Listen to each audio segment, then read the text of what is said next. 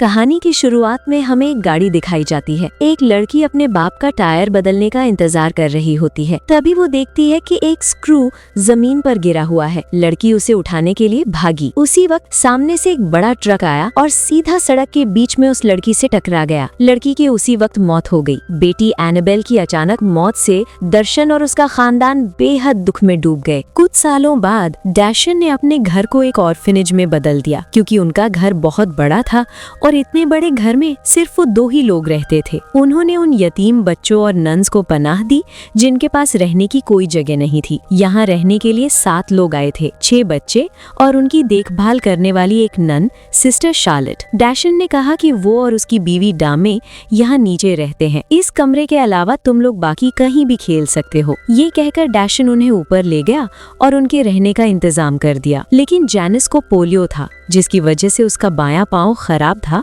और उसे ऊपर नीचे जाने में मुश्किल होती थी। खुशकिस्मती से डैशन ने सीढ़ियों पर एक इलेक्ट्रिक चेयर लगाई हुई थी। उसने बताया कि ये सालों पहले उसकी बीवी के लिए बनाई गई थी, जो काफी अरसे से इस्तेमाल नहीं हुई थी। जैनिस ने सीट बेल्ट बांधी और उसे चलाकर देखा। उस चेयर की ताकत काफी ज्यादा थी और वो फौरन ऊपर पहुंच गई। लेकिन जैनिस को महसूस हुआ कि ऊपर का पोर्शन कुछ खौफनाक है। उसी वक्त अंधेरे में एक सफेद कपड़ों वाला शख्स नजर आया। जैनिस ने आवाज सुनी और जल्द ही बाकी बच्चे भी ऊपर भागते हुए आ गए। एक बड़ा कमरा 2 बच्चों ने चुन लिया। जैनिस अपनी सहेली लिंडा के साथ एक डबल बेड वाले छोटे कमरे में रहने लगी। फिर जैनिस ने सामने एक अजीब कमरा देखा। दरवाजे के फ्रेम पर कुछ नंबर्स खुदे हुए थे, जो किसी के हाइट का रिकॉर्ड लग रहे थे। जैनिस ने दरवाजे का हैंडल घुमाया और अंदर देखना चाहा, लेकिन डैशन ने वहां पहुंचकर उसे रोक दिया। डैशन ने कहा कि ये कमरा बंद है और कोई अंदर नहीं जा सकता। जल्द ही रात हो गई। जैनिस जब सो रही थी तो उसने बाहर कदमों की आवाज सुनी और दरवाजे के नीचे से किसी ने एक पर्ची अंदर फेंकी। जैनिस ने उठाकर देखा, उस पर लिखा था, मुझे ढूंढो। वो बैसाखी के सहारे बाहर निकली और जब उस बंद कमरे के पास पहुंची तो दरवाजे के नीचे से एक और पर्ची आई,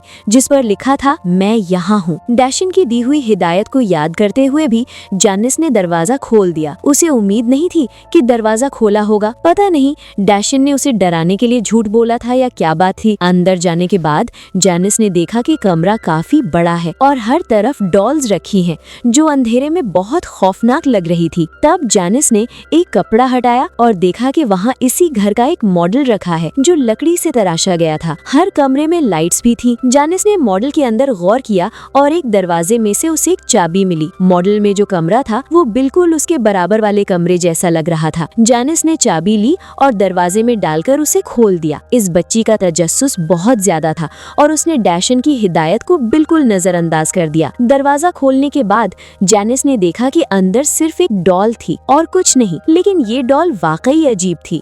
इसकी आंखें सुई की तरह चुभने वाली थी। ऐसे लगा जैसे उसने अपनी पलकें झपकी हों। जैनिस ने 2 सेकंड तक उसे देखा और जल्द ही दरवाजा बंद कर दिया। मगर थोड़ी देर बाद दरवाजा खुद ही खुल गया और डॉल ने भी रुख बदल लिया था। पहले वो दरवाजे की तरफ थी, अब थोड़ा दाईं तरफ मुड़ गई थी। जैनिस ने ज्यादा नहीं सोचा, दोबारा दरवाजा बंद किया और बाहर से लॉक कर दिया। मगर जैसे ही वो मुड़ी, दरवाजा फिर खुल गया और डॉल की आंखें सीधा उसे घूर रही थी। फिर जैनिस ने एक सफेद कपड़ा लिया और उस डॉल के सर पर डाल दिया। खिड़की से बाहर देखा तो दाशन वहाँ लाइट ठीक कर रहा था और टूल रूम से इस तरफ आ रहा था। जैनिस ये देखकर डर गई और बैसाखी के सहारे वहाँ से निकलने लगी। लेकिन वही सफेद कपड़ा उसके सामने आ गया जो उसने डॉल पर डाला था और कपड़े के अंदर शायद वही डॉल थी। वो वही डरी सहमी उसे देखती रही।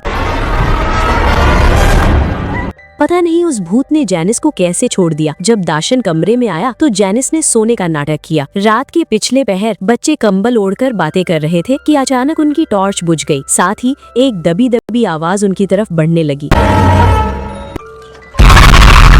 सिस्टर शार्लेट चीख सुनकर कमरे में आई। एक बच्चे ने कहा कि उसने अभी खिड़की के पास दाशन की बीवी डेमी को देखा है। दाशन ने कहा कि ये मुमकिन नहीं, क्योंकि उसकी बीवी सालों से बीमार है और उसने कभी वो कमरा नहीं छोड़ा। अगले दिन दाशन किसी काम से बाहर गया। सिस्टर शार्लेट ने डेमी के कमरे में जाकर उसे पानी दिया। वहाँ कबर्ड पर एक तस्वीर देखकर सिस्टर ने कहा कि ये बच्ची बहुत प्यारी है। डेमी ने कहा कि ये उनकी बेटी है, लेकिन वो मर चुकी है। उनकी ये बात जैनिस ने सुन ली। उसे नहीं मालूम था कि दाशन की एक बेटी भी थी। उसने अंदाजा लगाया कि बराबर वाला कमरा उसी लड़की का होगा। जाते वक्त जेनिस ने दीवार पर लगी तस्वीर देखी। तस्वीर में वो बच्ची डॉल के साथ थी। जब जेनिस ने तस्वीर को कोने में रखा तो उसने देखा कि अंधेरे में बच्ची का चेहरा अचानक बदल गया, आंखें चमकने लगी और वो एक शैतान की तरह दिखने लगी। इस भूत का राज जानने के लिए जेनिस दोबारा उस कमरे में गई। इस बार उसने देखा कि बेड के पास रखा रेडियो ऑन था और उस पर गाना बज रहा था। जब उसके साथ सोने वाली लिंडा ने जेनिस को गायब पाया तो वो भी उसे ढूंढने आ गई। उसने पूछा, ये किसका कमरा है? जेनिस ने बताया कि ये डैशन की बेटी का कमरा है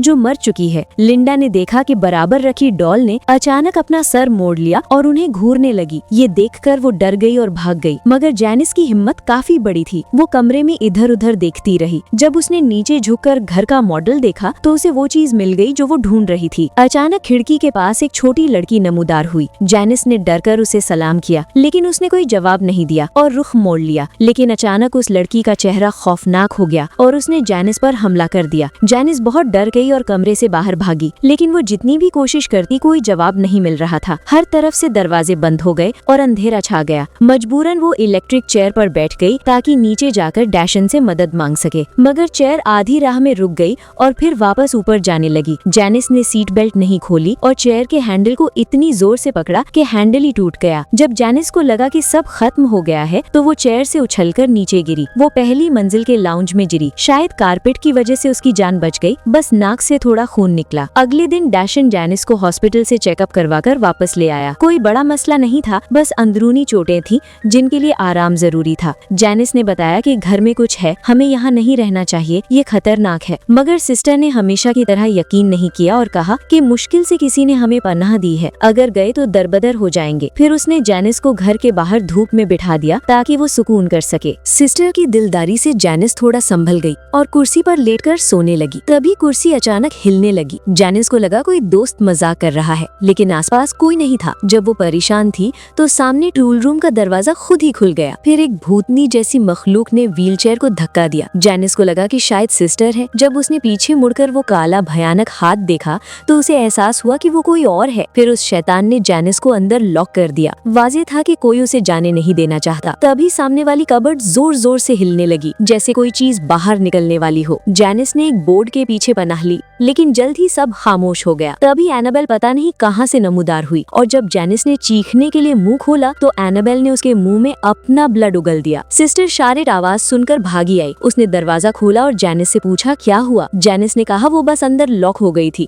और कोई बड़ा मसला नहीं है, और सिस्टर की तरफ देखकर मुस्कुराने लगी। रात हुई। जेनिस डर की वजह से ऊपर नहीं सोई, वो नीचे सोफा पर सो गई। लिंडा भी अकेली बहुत डर रही थी। जब वो ऊपर आराम करने गई तो उसे एनाबेल के कमरे से आवाजें आई। उसने लॉक के होल से अंदर देखा तो वहाँ डॉल कुर्सी पर बैठी हुई थी। लिंडा ने दरवाजा खोला, लेकिन कुर्सी पर डॉल नहीं थी। फिर तेजी से कदमों की आवाज आई। लिंडा डरकर बेड पर कंबल में छुप गई। तभी लाइट बुझ गई। ऐसे लगा कोई बेड पर चढ़ गया है। लिंडा डरकर नीचे भागी तो देखा फर्श पर बड़े बड़े पाँव के निशान थे। फिर उसने बेड के नीचे देखा तो वही डॉल उसे देख रही थी। फिर एक खौफनाक हाथ ने डॉल को अपनी तरफ खींच लिया। अगले दिन लिंडा ने डैशन को बताया कि जेनिस बहुत अजीब हरकतें कर रही है और उसने तुम्हारी बेटी को देखने का दावा किया है। डैशन ने कहा ये मुमकिन नहीं, क्योंकि उसकी बेटी को मरे हुए बहुत वक्त हो गया है। लिंडा ने बताया कि जेनिस तुम्हारी बेटी के कमरे में गई थी। डॉल मिलने के बाद वो बदल गई है। डैशन ये सुनकर दंग रह गया और कहा कि उसने डॉल छुपा दी थी। जेनिस को कैसे मिली? उसने हिदायत दी कि उस डॉल के पास हरगिज न जाना। मगर जैसे ही वो घर के अंदर आए, डैशन ने देखा कि डॉल डाइनिंग टेबल पर रखी है और साथ एक पर्ची है जिस पर लिखा है तुम्हें ढूंढ लिया। फिर जेनिस वहाँ आई। वो अपने पाँव पर खड़ी थी। डैशन ने कहा मैंने कहा था ना उस कमरे में मत जाना, मगर जेनिस ने कोई जवाब नहीं दिया। उसका अंदाज बहुत अजीब था। डैशन समझ गया कि उस पर डॉल का साया है। उसने फौरन क्रॉस उठाया, मगर ये शैतान बहुत ताकतवर था। क्रॉस का उस पर कोई असर नहीं हुआ। फिर डैशन की उंगलियां एक एक करके तोड़ दी गयीं और उस शैतान ने उसे बेरहमी से मार डाला। सिस्टर चीख सुनकर भागी आई। उसने देखा कि डैशन की आंखें सफेद हो चुकी हैं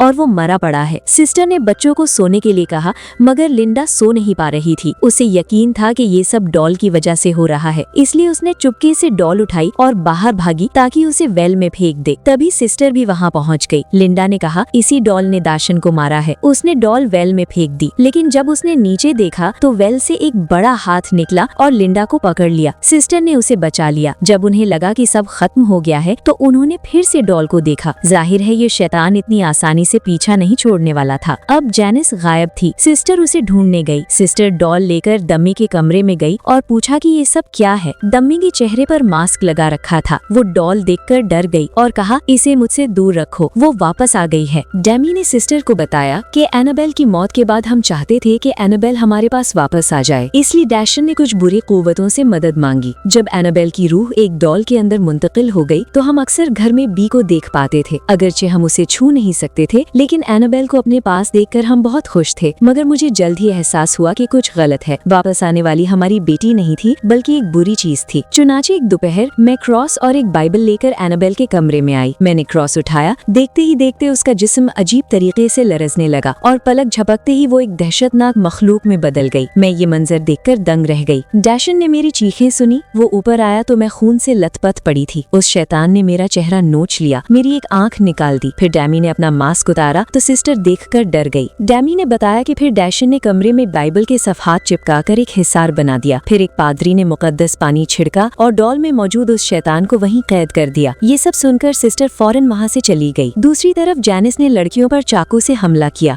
लड़कियां भागकर सिस्टर के पास आईं और उसे बताया कि जेनिस अब चल फिर सकती है और उसने इन सबको मारने की कोशिश की है। सिस्टर ने उनसे कहा कि हमें अभी ये घर छोड़कर जाना होगा। जब सब घर से निकलने लगे तो उन्होंने डैमी को ले जाने का सोचा, मगर कमरा खोलने पर देखा कि डैमी को मारकर उसकी बॉडी दीवार पर टांग दी गई थी। वो सब ये देखकर भाग घसी। सिस्टर ने छुपी हुई लड़कियों को ढूंढ लिया और उन्हें भागने को कहा, मगर लिंडा ने खौफ से दरवाजे की तरफ इशारा किया जहाँ जेनिस खड़ी थी। सिस्टर समझ गई कि ये क्या है। उसने बाइबल पढ़ी, मगर कमजोर नन का इस शैतान पर कोई असर नहीं हुआ। सिस्टर हवा में उड़ने लगी और फिर दीवार में लगे मिरर में जा लगी। लिंडा भागकर एक कमरे में छुप गई, मगर वहाँ के सारे रास्ते बंद थे, खिड़की भी नहीं खुल रही थी। तभी उसने एक लिफ्ट देखी जो नीचे जाती थी। लिंडा उसमें बैठकर रस्सी खींचने लगी। नीचे पहुंचकर उसने देखा कि वो किसी बेसमेंट में है जहाँ बहुत से क्रॉसेस हैं। वहाँ उसे डैमी की लाश मिली। डैमी उसकी तरफ लपकी। लिंडा फिर से लिफ्ट के जरिए ऊपर भागी। लिंडा को फिर से वो डॉल नजर आई। वो उसके पास गई और उसी वक्त जेनिस ने लिंडा पर हमला कर दिया। फिर सिस्टर नमूदार हुई। उसने जेनिस को काबू में लिया और उसे उस क्लोजेट में बंद कर दिया। फिर उसके आगे बहुत सारा भारी सामान फेंक दिया ताकि जेनिस बाहर ना निकल सके। कुछ देर बाद पुलिस आई। उन्होंने क्लोजेट खोला तो वहाँ सिर्फ डॉल थी और दीवार पर एक बड़ा सुराख था, यानी जेनिस वहाँ से फरार हो चुकी थी। पुलिस की तलाश के बावजूद जेनिस नहीं मिली। कुछ टाइम बाद हिगिंस नाम की एक ऑर्फनेज में एक जोड़ा आया। वो एक बच्चे को अडॉप्ट करने आए थे। मेट्रन ने कहा, ये लड़की ज्यादा बोलती नहीं और बहुत खामोश रहती है। उन्होंने उस लड़की को अडॉप्ट कर लिया जो कि दरअसल जेनिस थी।